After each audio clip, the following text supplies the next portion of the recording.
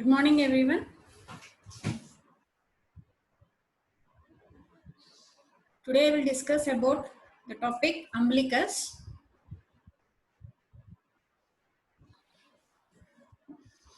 Umbilicus is nothing but it's a scar which is located at the level of L3 and L4 discs.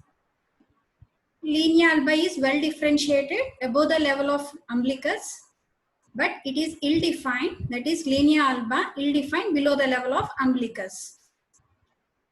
The importance of umbilicus is its line of watershed. So, above the umbilicus, the blood flow in the vessels and lymphatic system upwards. Below the umbilicus, the blood flow is downwards. That is the line of watershed. Supplied by T10 segment. It is one of the place where the portocaval anastomosis. So in case of portal hypertension, there will be a dilatation of portocaval system around the umbilicus, radiating around the umbilicus, called caput medusa, without any disturbance to the blood flow. Umbilicus is the meeting point of three systems, that is vascular, gastrointestinal tract and excretory system.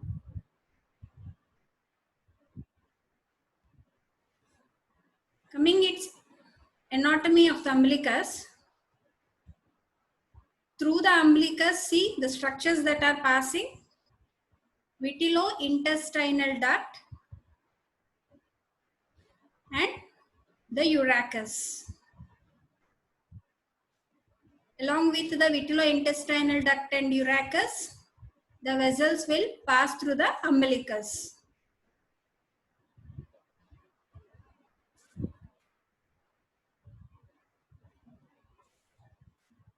Through the umbilical cord, the vessels like two umbilical arteries and umbilical vein.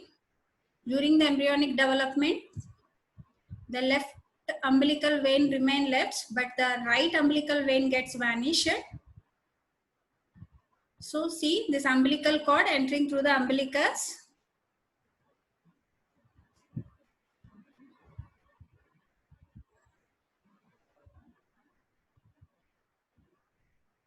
Obliterated urachus will become the median umbilical ligament, but obligated umbilical arteries will become the medial umbilical ligaments.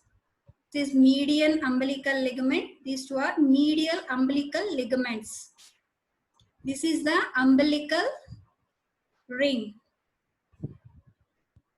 So the obliterated umbilical vein will become the round ligament. See, this round ligament plays an important role in the metastasis to umbilicus from the secondaries, which will be discussed later.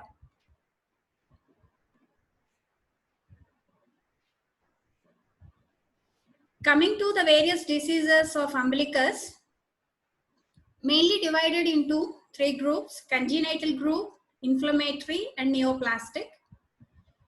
Under congenital group, patent vitellointestinal duct anomalies, about patent urachus and various hernias. Under inflammatory group of umbilical diseases like omphalitis, umbilical granuloma, pilonidal sinus and gastrointestinal fistulas. Under neoplastic condition of umbilicus, divided into benign and malignant, which will be discussed later. Regarding the umbilical hernias, divided into three types: examples major and minor, childhood hernias and adult hernias. Individually, regarding the congenital type of umbilical hernia, defined as due to partial or complete failure of return of midgut into peritoneum during its development. So it is defined as partial or complete failure of return of the midgut into the peritoneum during the development. Divided into two types, example as minor, example as major. Regarding the example as minor, it has very small sac, cord attached to the summit of the sac, easily reducible. So contents will be covered by the sac,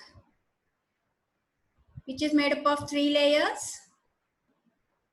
The outer amniotic, middle Wharton's jelly membrane, and inner peritoneal. Treated by strapping for 2 weeks. Later, depending on the defect, size of the defect, it can be repaired. Regarding the exophallus major, the large defect with a large sac. Here, in this case, in minor, the umbilical cord is attached to the summit of the sac, but in case of exophallus major, the umbilical cord is attached to the inferior aspect. It's an emergency. Either primary single stage repair or 2-stage repair we can do. In this case, usually the defect will be more than 5 centimeters. In case of exophallus minor, the defect will be less than 5 centimeters. In 2-stage repair, you can cover the defect with sterile polythene sheets, which will be twisted for every 2 to 3 weeks, so that we are giving enough time for the development of peritoneal cavity for the reduction of the hernial contents. Okay. Later, the second stage will be the defect closure. So coming to the management of this congenital type called exophallus, the vitamin K injection with total parenteral nutrition. Sepsis should be controlled with the antibiotics.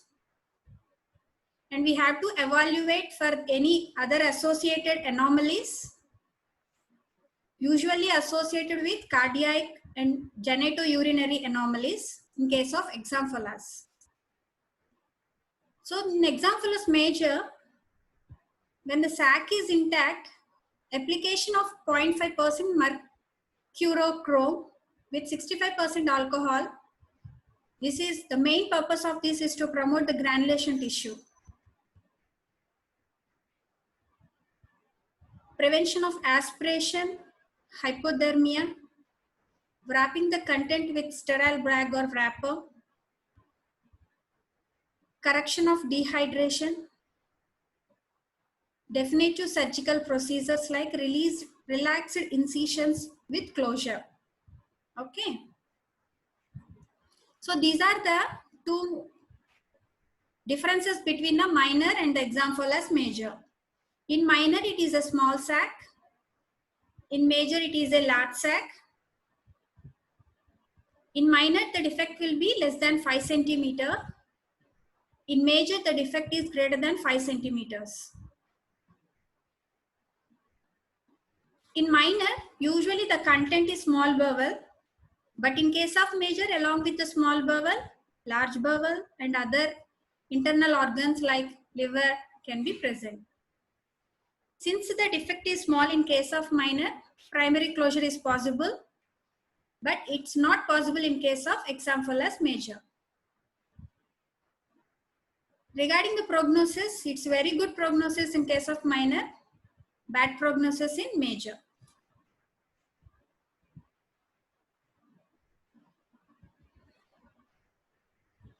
Regarding the umbilical hernia in children, so common in Africa, the male predominance of about 2:1 ratio.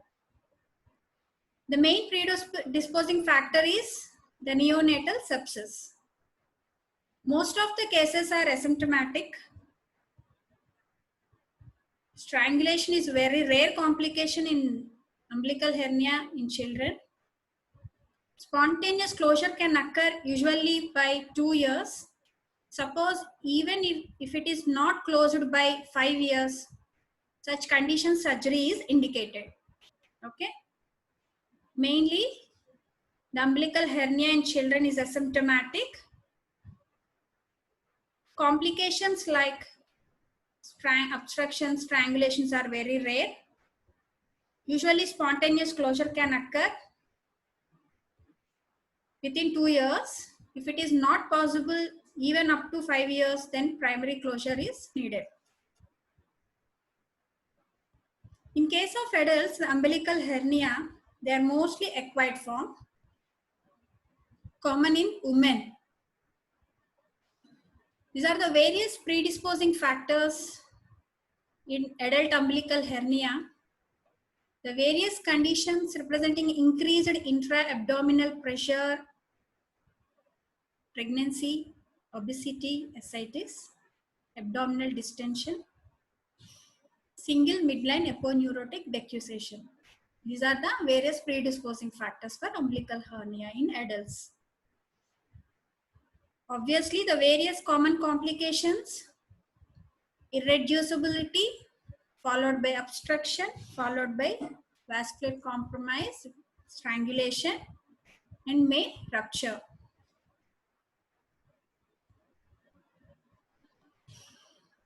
See, this is the umbilical hernia in adults. There is a bulge in the umbilicus. Thin and attenuated midline raphe. The bulge is typically slightly to one side of the umbilicus. Depression creating a crescent-shaped appearance to the umbilicus. Crescent-shaped appearance to the umbilicus. Congenital hernias will be mostly through the umbilicus, but acquired form a little bit lateral to the umbilicus. This is the main difference. Regarding the treatment, suppose if it is a small hernias, we can observe. If it is a large hernia, either the hernioplasty should be done either by open procedure or through laparoscopic procedure. Hernioplasty should be done.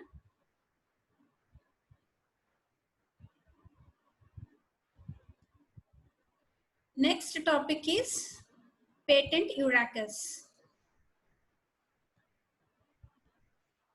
Tell me, what is allantois? In the Greek, allanto means sausage, eidos means shape. So sausage shaped. Nothing but it's an endodermal evagination of developing hindgut during its embryonic development. It is nothing but an endodermal evagination of the developing hindgut. So progressive to connective stalk. Usually it is to remove the nitrogenous waste from the fetal bladder. Usually it is vestigial in humans. Okay. This is the endodermal evagination of the hindgut into the connective stalk, also called the body stalk. This is called allantois. In future, it will develop into urachus. This is the yolk sac.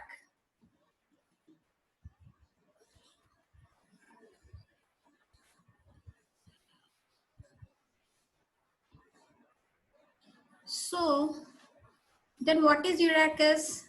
Between the 5th and 7th week of the embryonic development, the allantois will become the urachus, as discussed before. So the urachus, what is urachus? It is nothing but a fibrous remnant of allantois, a canal that drains the urinary bladder of fetus, that joins and runs within the umbilical cord. I already discussed it. The structures that are passing through the umbilical cord are vitellointestinal duct along with that urachus. So see, what is urachus? It is a fibrous remnant of allantois. Then nothing but canal that drains the bladder, that is urinary bladder of the fetus, that joins and runs within the umbilical cord. As discussed before, this obliterated urachus will become median. median umbilical ligament.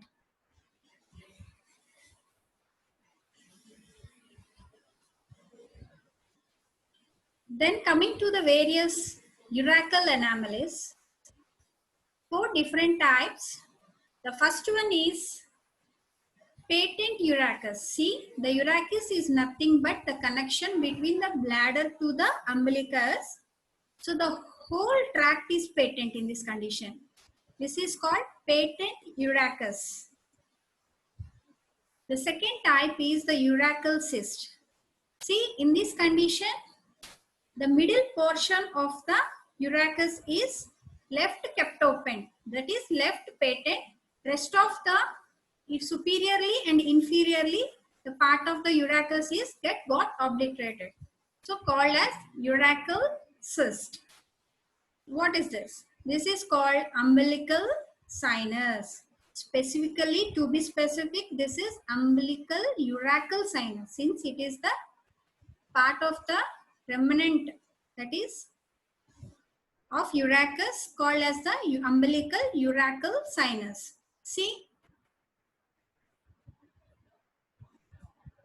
the part of the urachus attached to the umbilicus got obliterated, but the distal 1/3 kept patent. This is called umbilical urachal sinus. The fourth one is, see, almost distal 2/3 got obliterated except that vesico-urachal diverticulum.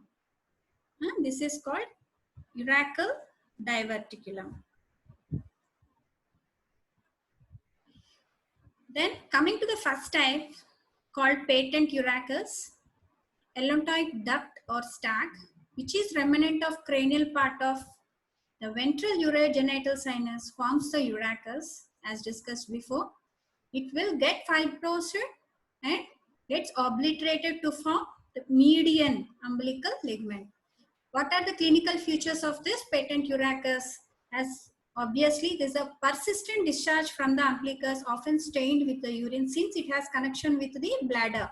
So the content will be the urine if it is a fistula. So that there is a more chances for recurrent infection and as well as the bleeding, pain in the umbilicus. Due to the excoriation of the skin, there will be the pain in the umbilicus, and around the umbilicus there will be a pain. There is a more chances for recurrent urinary infection because of the patents of the urachus extending from the umbilicus to the bladder, called patent urachus. So regarding the investigations, the first mode is the modality of investigation is the fistulogram to be done in order to know the extent, from where it is extending and where it got extended. From starting point to the ending, we can trace with ultrasonography of the abdomen. Next, the discharge analysis and the discharge culture sensitivity, and along with that urine analysis should be done. What is the treatment for this type of anomaly? Surgical excision of the tract. So what is the treatment? It is the surgical excision of the tract. Often umbilical excision may be required in some conditions. If the tract open is wide, in such cases umbilical excision may be required. Regarding the next type, urachal cyst. The commonest urachal anomaly in the adults. Usually it is an asymptomatic type due to persistent of part of the tract. Okay. So may become symptomatic if size is very large, mass can be palpable. If associated with any infection, there can be a pain, fever, repeated urinary tract infections with umbilical discharge. If there is any rupture, if the size of the cyst is large, there is a more chances for rupture leading to peritonitis. So diagnose it clinically, ultrasonography, if needed CECT should be done. Then what will be the treatment for this urachal cyst? Single stage is by complete excision of the tract along with the cyst. If required, 2 stage also required. So if it got infected, initially we will do the incision and drainage followed by complete excision after the control of sepsis. So the sepsis should be controlled with antibiotics. So incision and drainage followed by complete excision of the tract. Okay. Then the next type is the urachal sinus. So it is the persistence of distal urachus. See the proximal 2/3 almost it got obliterated. Usually asymptomatic unless it gets infected. If it is infected, symptoms like pain, fever, purulent discharge can occur. So the it is investigated by ultrasonography and sinogram to see the extent of sinus tract. Usually treated by excision of the sinus tract. Okay, this is urachal sinus. Last one is, this is vesico-urachal diverticulum. This is diverticulum. From the dome of the bladder, it is extended like this. This is the diverticulum. It's the least common type of urachal anomaly. The most common type is the urachal cyst. The least common type is the vesico-urachal diverticulum, which is asymptomatic. So it is usually diagnosed very incidentally, so that it can be investigated further by ultrasonography or by cystoscopy or micturating cystourethrogram. So treatment usually not required since it is an asymptomatic. This is very important one. Coming to the anomalies of vitellointestinal duct. During the development of fetus, the midgut communicates with yolk sac. Okay. Through vitellointestine, also called as omphallomesenteric duct. So this duct slowly narrows during the development of abdominal wall to lie within the cord, as discussed before in the first slide. So later this communication gets obliterated to free the intestine from the yolk sac. Okay. So any defect in the obliteration of this vitellointestinal duct or omphallomesenteric duct, it causes different types of anomalies. So these are the various types of vitellointestinal duct anomalies due to failure of the obliteration of the duct. This is, see in the first picture, it is the whole tract is patent, called as intestinal fistula. This is called Meckel's diverticulum. See this proximal 1/3 got, it is patent, rest of the distal 2/3 part got obliterated. Here the Meckel's diverticulum with the band. See, this is the umbilical sinus. Previously I told you specifically umbilical urachal sinus. This is umbilical intestinal sinus due to the patency of the distal 1/3 of the tract. Rest of the tract got obliterated. See here, this is called umbilical sinus. This is intra-abdominal cyst, where the part of the tract is patent, rest of the tract got obliterated. So this is a intestinal band, the whole tract got obliterated. This is nothing but the intestinal band, which is very important in case of intestinal obstruction followed by strangulation. This band is the one of the most important cause for the intestinal obstructions. Okay. Next. What is Meckel's diverticulum? Most common abnormality of the omphallomesenteric duct. So this is the most common abnormality among all the types of the anomalies of vitellointestinal duct. So this congenital diverticulum arising from the antimesenteric border of the ileum, it is called as the true diverticulum. So if the Meckel's diverticulum is found, suppose in case of inguinal or femoral sac, then you can call it as Lettres hernia, containing the heterotopic tissue, either the gastric mucosa or the pancreatic acini. See, This is the Meckel's diverticulum. See here, this is the band to umbilicus. This is Meckel's diverticulum. So this Meckel's diverticulum lined by the ectopic gastric mucosa. Remember this rule of twos in case of Meckel's diverticulum. 2% of general population included. So it is present 2 feet just proximal to the ileocecal junction, about 2 inches long, 2% prevalence,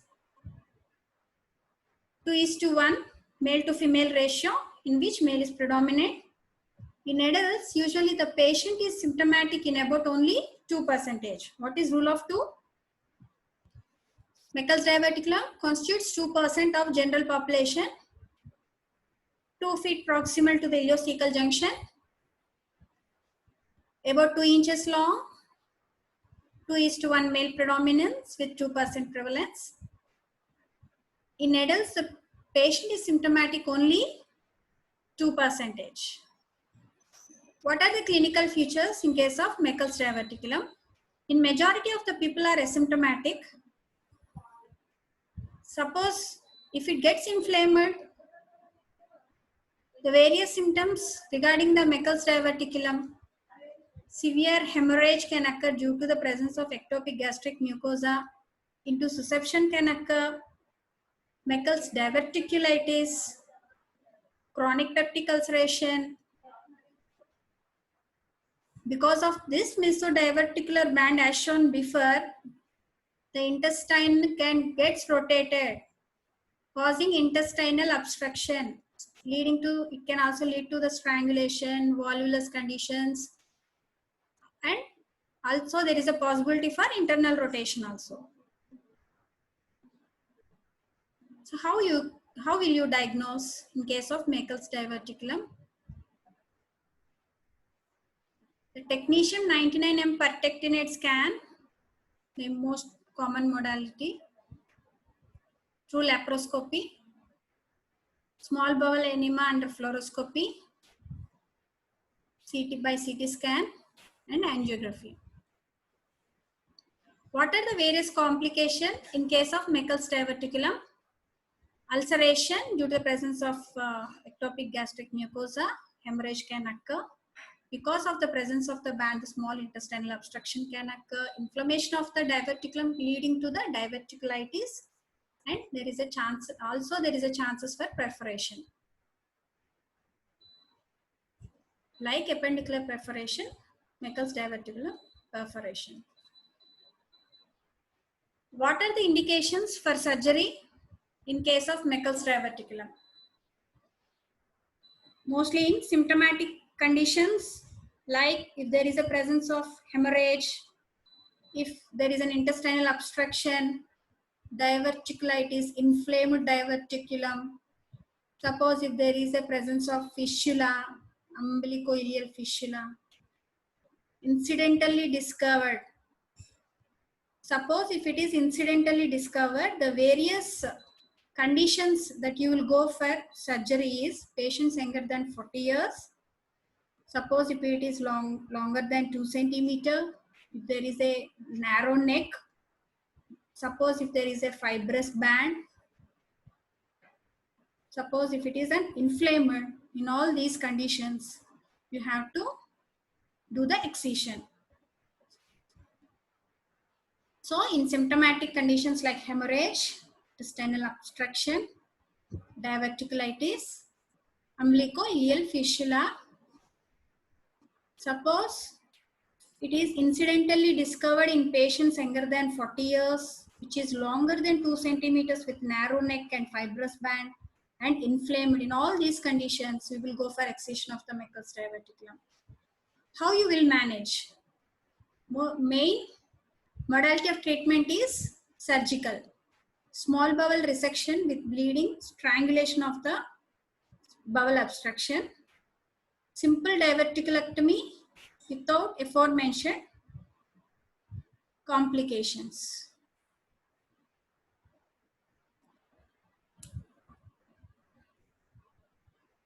Now coming to umbilical sinus. After completion of the Meckel's diverticulum, next anomaly is umbilical sinus. The various causes causing this umbilical sinus: persistent vitellointestinal tract partially towards the umbilical side. That is, the part of the vitellointestinal tract becomes patent, forming the umbilical sinus. Persistent urachus is also one of the causes for umbilical sinus, called umbilicourachal sinus. Tuberculosis is also most common. Umbilical infection. Umbolith, if there is any stone formation in the umbilicus, it causes recurrent umbilical infection and there is a chances for sinus formation. And if there is any pilonidal sinus infection of the umbilicus or malignancy in the urachus, these are the various causes for umbilical sinus. What are the clinical features? Pain, swelling, discharge, tenderness in the umbilicus. Features of the specific causes as discussed before, like tuberculosis, okay, pilonidal sinus, umbolith, the stone in the umbilicus, associated umbilical infections. So where the investigations regarding that you will do in the umbilical sinus is the study of the discharge for culture and sensitivity, for cytology, for AFB study and for malignant cell study. And we can do the cynosogram. Along with that, to rule out the tuberculosis, ESR with the chest X-ray, ultrasonography of the abdomen and the CT abdomen also. What is the treatment? Treat the cause along with the antibiotics. Suppose if the etiology is the tuberculosis, start with anti-tubercular drugs. Some cases may need umbililectomy. So you will remove the umbilicus along with the sinus.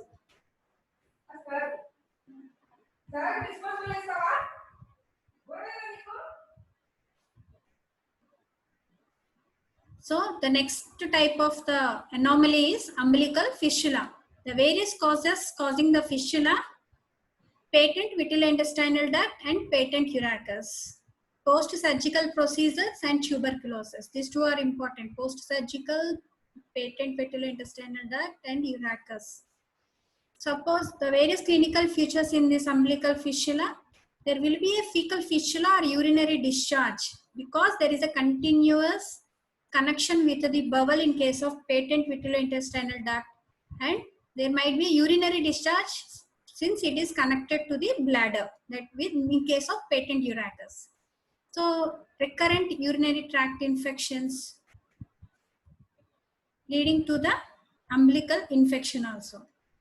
Various other clinical features are pain, tenderness and excoriation around the umbilicus, in and around the umbilicus. Okay.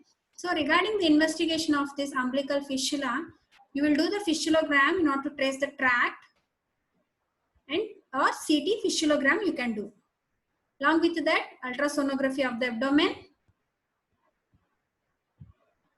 discharge study for culture sensitivity and for cytology of the cells and for acid-fast bacilli. Regarding the treatment of this umbilical fistula, fistulectomy, the whole tract of the fistula to be removed, along with the resection of bowel segment and anastomosis of the bowel. Fistulectomy and excision of the vitelline duct up to the antimesenteric surface of the ileum. Then the remained opening in the ileum should be closed transversely, either by using this vicryl or the silk sutures. These two are the two modes of treatment in case of umbilical fistula. Next, coming to the inflammatory part, omphalitis. This is defined as infection of the retained umbilical cord. Poor asepsis and umbilical hygiene during the delivery. The most important etiology for this omphalitis is poor asepsis and umbilical hygiene during the delivery. The important microorganisms, Staphylococci, it constitutes 50% of the omphalitis. Streptococci, gram-negative organism, and Clostridium tetani. So the various organism causing the omphalitis is Staphylococci, the most common organism, Streptococci, gram-negative organism, and Clostridium tetani. The clinical features of omphalitis: abscess with purulent discharge, cellulitis, gangrene, septicemia, and granuloma. Regarding the treatment of omphalitis, if there is any abscess, we have to do IND with antibiotic coverage. Excess granulation tissue must be removed by cauterization for proper healing. Aseptic precautions while ligating the cord to prevent the umbilical sepsis. This is one of the main modality of the treatment, since to prevent the omphalitis, aseptic precautions should be maintained. See, this is the umbilical granuloma. It is usually caused by chronic infection of the umbilical cicatrix. This umbilical granuloma is caused by the chronic infection of the umbilical cicatrix. It can occur at any age group, but it is usually common in infants and children. Usually presents as umbilical discharge with tender red swelling protruding from the umbilicus, usually bleeds on touch. Remember, it usually bleeds on touch. Usually mimics the umbilical adenoma. DD for umbilical granuloma, this is umbilical adenoma. The treatment modality covered with antibiotics, silver nitrate, application of the silver nitrate or copper sulfate, or excision of the granuloma. Sometimes umbilicus should be removed if it got infected severely. In such conditions, removal of the umbilicus should be done. Then what is umbilical adenoma? Nothing but raspberry tumor.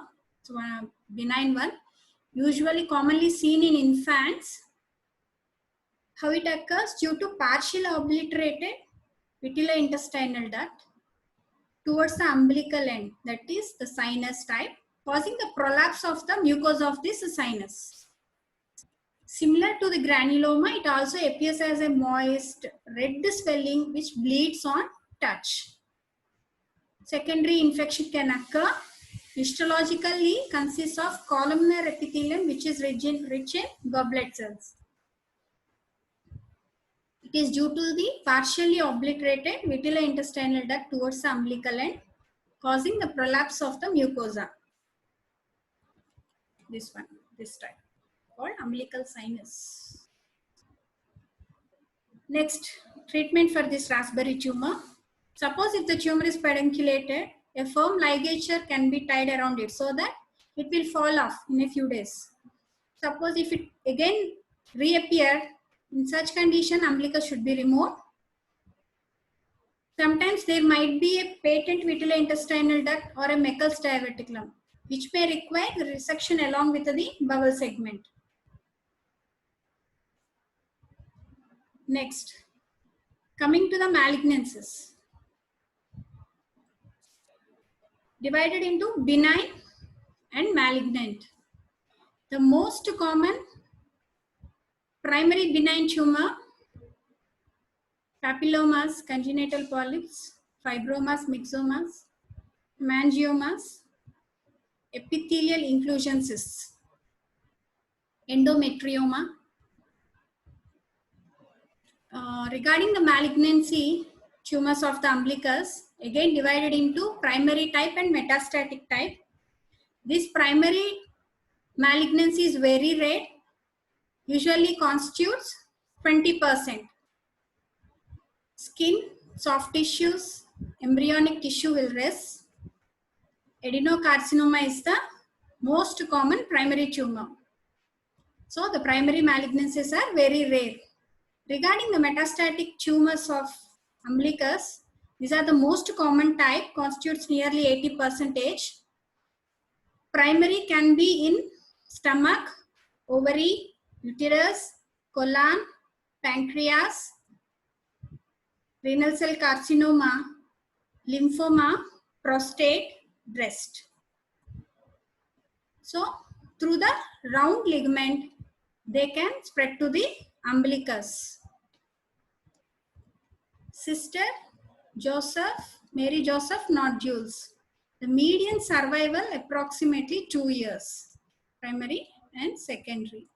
See, this is the primary malignancy of the umbilicus directly involving. These are the secondary, Sister Mary Joseph nodules.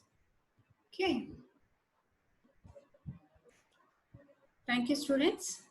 Any doubts in this topic, umbilicus?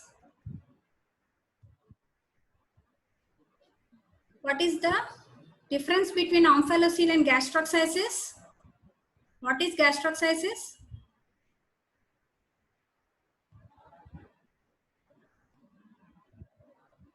What is ectopia vesicae? Answers, please. What is gastroschisis?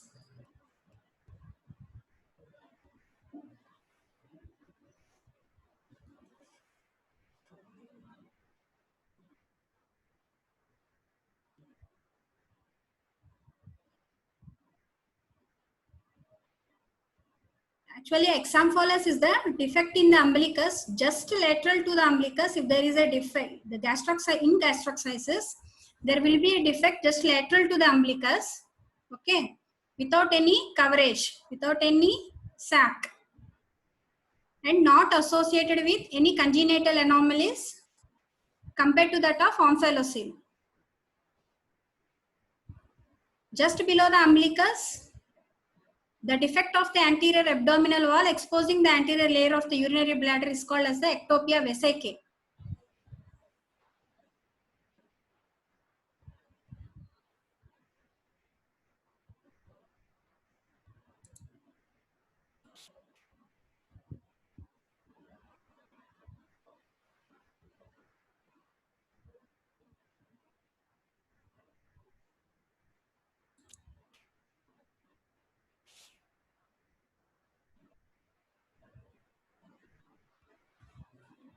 Regarding vitellointestinal duct and Meckel's diverticulum, umbilical granuloma, sinus, these are the important topics for short notes.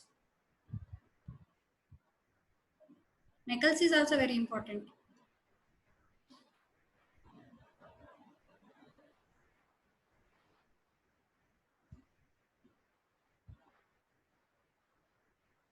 Any doubts?